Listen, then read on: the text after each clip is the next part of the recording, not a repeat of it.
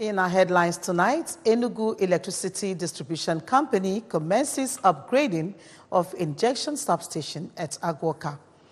Residents of the state cautioned against indiscriminate dumping of refuse. Army to establish Special Forces Battalion barracks in Kogi State. And on the foreign scene, Ebola epidemic in Democratic Republic of Congo claims more than 700 lives. A beautiful good evening to you. Glad to have you join us on the news tonight. I am Maureen Stone Enujoke. The Enugu Electricity Distribution Company, PLC EEDC, has commenced the planned upgrade of its 7.5 MVA Agwoka injection substation to 15 MVA. A statement signed by the head of communications of the company, Mr. Emeka Eze, said the exercise, which commenced today, is designed to match the rapid increase in load demand by consumers, as well as significantly improve power supply to them, and will last for 3 days. The statement explained that as a result of this development, electricity customers in Agwoka GRA, Ifitoka, Unizik, parts of Nkweloka, Amenyoka, CBN, Juhel, Millennium Industry, and Nodu Okmono, who are served by the substation, will be out of supply during the period of the upgrade.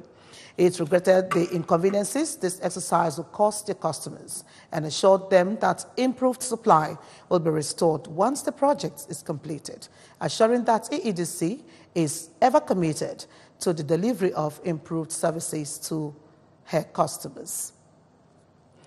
In the present era, when countless fake news and misinformation have taken over the media airwaves, Fact Check Africa, the continent's first independent fact-checking organization, has kicked off a 2-day training for 20 select journalists and editors from the Southeast Nigeria in Enugu.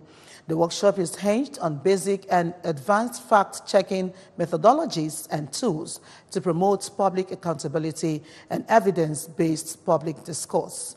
Correspondent Daniel Ezigwe is taking part in the training from where he found this report. The 2-day workshop is meant to expose practicing journalists to the rudiments of factual information, how to separate facts from fiction, and how to hold public officials accountable for whatever false information they dish out. The workshop, which has the support of the United Nations Consulate in Nigeria and the International Press Center, was anchored by international media trainers who took the participants through the basics of identifying and questioning fake news using evidence-based strategies. Raymond Joseph, an international media trainer and journalist who was one of the resource persons at the workshop, spoke about knowing the quality of the source and whether any important information has been excluded in a way that influences the interpretation or application of the data. Fact check someone's opinion. There's another thing you can't fact check. You cannot fact check the future. If someone says, we are going to build so many schools by then, well, we're going to have to wait and see what you do. It's going to rain. It's going to be heavy rainfall here in 2 weeks.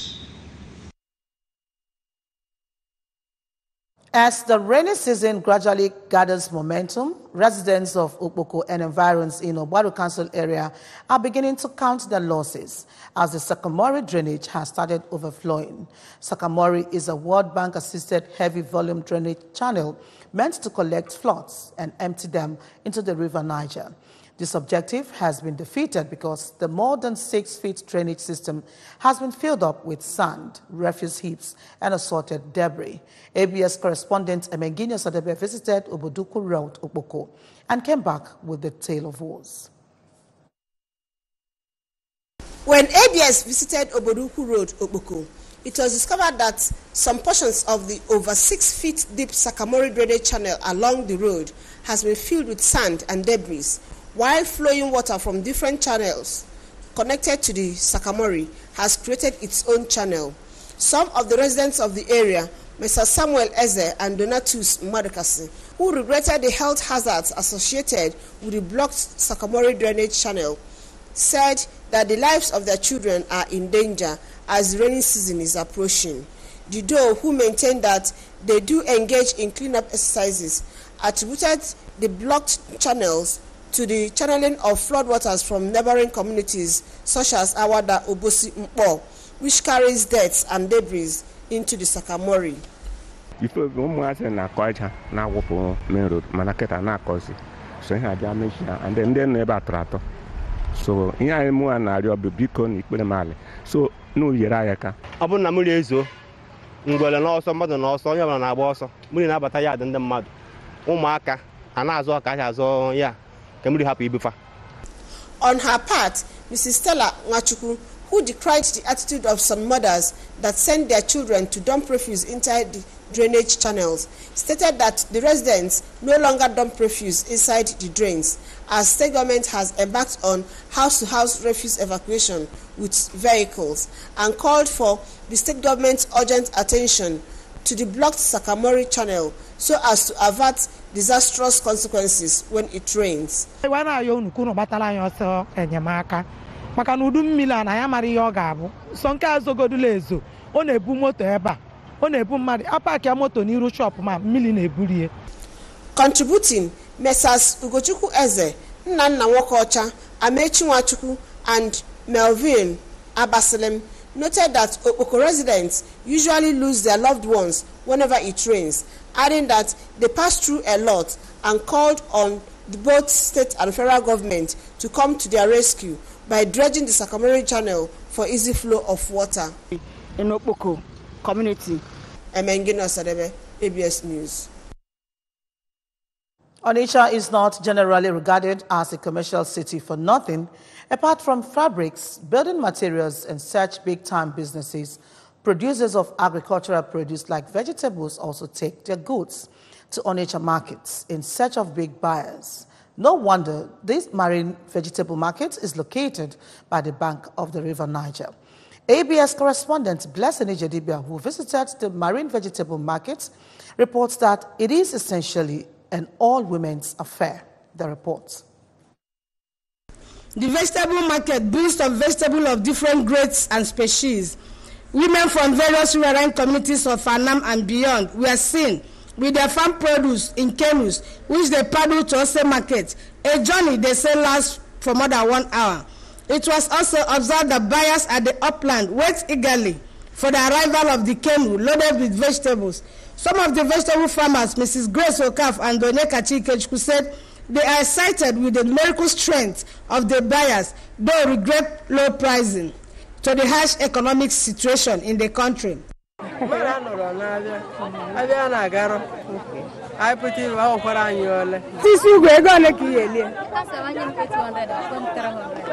One of the buyers from Obosi, Mrs. Rose, said she prefers riverine vegetable as they are always fresh. For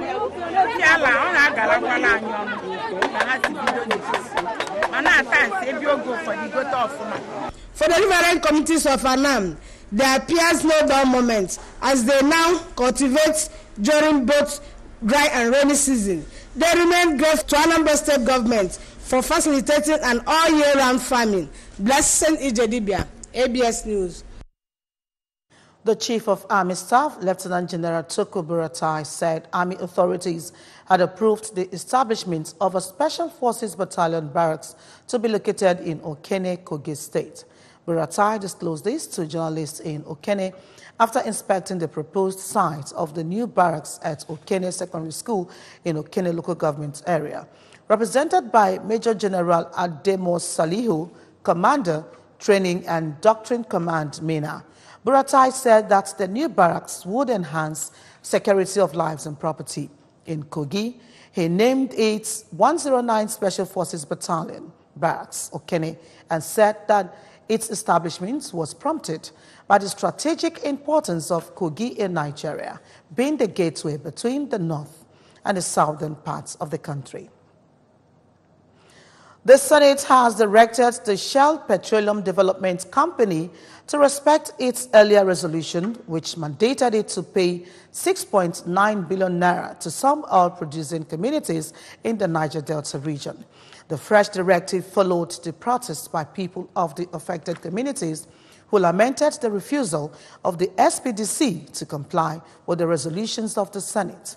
AFEM had sent a petition to the upper chambers to complain about the non-payments of the accumulated rentals and expired leases. The firm specifically lamented the non-payment of the outstanding rentals for the Port Harcourt Olobiri pipeline, the Olobiri field, and the entire Upatpate Akwa Ibom fields. Some 100 people have died in the Ebola epidemic in DR Congo over the past 3 weeks, taking the overall death toll in the latest outbreak to over 700, according to Health Ministry data. Local people are now receiving vaccines on a large scale for the first time, with more than 95,000 getting a dose of the vaccine from Merck Laboratories. The Health Ministry said this had enabled thousands of lives to be saved. The Democratic Republic of Congo declared its 10th outbreak of Ebola in 40 years last August in northeastern North Kivu province before it spread into the neighboring Ituri region. The current outbreak is the second worst to date, the deadliest being a 2014 epidemic in West Africa, which killed more than 10,000 people in Guinea, Liberia, and Sierra Leone. The enthusiasm of state residents in physical fitness has continued to increase since the commencement of the Anambra State Walk for Life exercise. The 6th edition of the exercise, which covered 15-kilometer walk, kicked off from the Amobia flyover through Enugu-Agidi to Nogo down to Ukulu and terminated at the Chukwemeka Odumegu Ojukwu University, Igbariam. Men of Operation Clean and Healthy Anambra Ocha Brigade, Anambra Transport Management Agency, ATMA, and Anambra State Daily Road Sweepers helped to control traffic during the exercise. Correspondent Chibuzo Obidike was part of the Walk for Life and now reports. 15-kilometer road walk for the state residents to enhance healthy living was led by the State Commissioner for Works, Engineer Maxari Ifejofo, alongside the Vice Chancellor, COO, Professor Greg Wakobi, and some government officials, including the Principal Secretary to the Governor, Sir Willie Nwokoyi, Commissioner for Youth Entrepreneurship, Mr. Bonaventure Enemali, the Chief Press Secretary to the Governor, Mr. James Eze, and the Managing Director of ABS, Chief Uche Nwora, among others, took to the roads with the spices of the traditional Ogene music, displaying their physical fitness and encouraging others to participate in the subsequent monthly road walk. Speaking shortly after the walk, some great sportsmen in the state, including Mr. Ngozika Ekwelum, who is a former heavyweight African boxing champion, former player of Rangers International, Arthur Ebuna, and former national goalkeeper for Nigeria, Mr. Emmanuel Okala, restated the importance of exercise in human health, as according to them, a healthy body nurtures a healthy mind, and commended the initiative of the state government towards building a healthy society. It is more or less to bring in young men into sports and get develop sports in Anambra State. We encourage the youth, the older folks, to come out and join the program, because not only exercise, you watch also what you eat. It's going to help people to live a very good, clean life. You know, for you to be stronger, you have to take in this stretch at least once in a month. Also speaking, the Vice Chancellor of COOU, Professor Nwakobi, the Registrar of the University, Dr. Ngozi Ezibe, and Professor Pascal Onyeuno, who is the immediate past Dean, COOU, affirmed that the work enhances the physical well-being of people, which they noted will trigger greater productivity in all sectors of life. In their separate reactions, the Principal Secretary to the Governor, Mr. Nwokoye, ABS CEO, Chief Nwora, and Reverend Ekene Osu expressed satisfaction with the 15-kilometer walk and acknowledged the impact of the walk to connecting and harnessing like minds in sports, and urged younger people to exercise regularly for physical therapy. The chairman of the State Sports Development Commission, Mr. Tony Oli, expressed satisfaction with the success of the exercise and assured that the commission will initiate more programs that will impact positively on the lives of the people. The one is very special in the sense that this is the longest we have done. These are about 16 kilometers. So it's very tedious, but we thank God we have made it. From Igbariam, Chibuzo Obidike, ABS News. Governor Willie Obiano has called on Anambra to imbibe the spirit of patriotism and contribute in the ongoing efforts to ensure a better society. He made the call at Nnewi during a day of tributes in honor of the former President General of Ohanaeze Ndigbo worldwide, Dr. Dozie Ikedife, who died at the age of 88. Correspondent Emmanuel Okonkwo reports. Governor Biano, who was represented by his deputy, Dr. Kemo Keke, described the late Dr. Ikedife as a humanitarian who throughout his lifetime selflessly served humanity and fought for an improved Igbo nation. He encouraged the family of the deceased to toe the path of their late father by remaining in love and always try to amicably and collectively resolve their problems, and prayed God to grant them the fortitude to bear the irreparable loss. The King and Nnewi stood for something, and that's why we're all gathered here to pay our last respects. Let us stand for something. The legacy a man leaves is not by the number of structures you build or how much money you have. It's about what you stood for when you were alive. How did you contribute to humanity? How did you contribute to mankind? That's what makes us great men. In his tribute, the Minister of Science and Technology, Dr. Ogbonnaya Onu, who described the death of the former President General of Ohanaeze Ndigbo worldwide as a great loss to the Igbo nation, remarked that the deceased fought for the progress and advancement of Ndigbo and prayed for emergence of his replicas in this part of the country. He knew that love was the strongest force that you can have in this world. And it was that understanding that made him offer selfless service to his community. On his part, an industrialist, Dr. Cosmas Maduka, maintained that what matters in one's life is the impact he was able to make in the life of others while alive, and not the amount of wealth he was able to acquire, as according to him, the late Dr. Ikedife's contribution to the society during his lifetime speaks volume of him. Top government functionaries, leaders of various groups, captains of industry, as well as the wife of the late Ikemba Nnewi, Mrs. Bianca Ojukwu, attended the ceremony. From Nnewi, I am Emmanuel Okonkwo, reporting for ABS News. And may his soul rest in peace. Amen. Remember that you can follow news and programs on ABS from any part of the world by logging onto our website, www.absradiotv.com. Like us at www.facebook.com/ABS Radio Television. Follow us on Twitter and Instagram at ABS Radio TV. Just before we go, a recap of the main points. Enugu Electricity Distribution Company has commenced upgrading of injection substation at Agwoka. Residents of the state have been cautioned against indiscriminate dumping of refuse.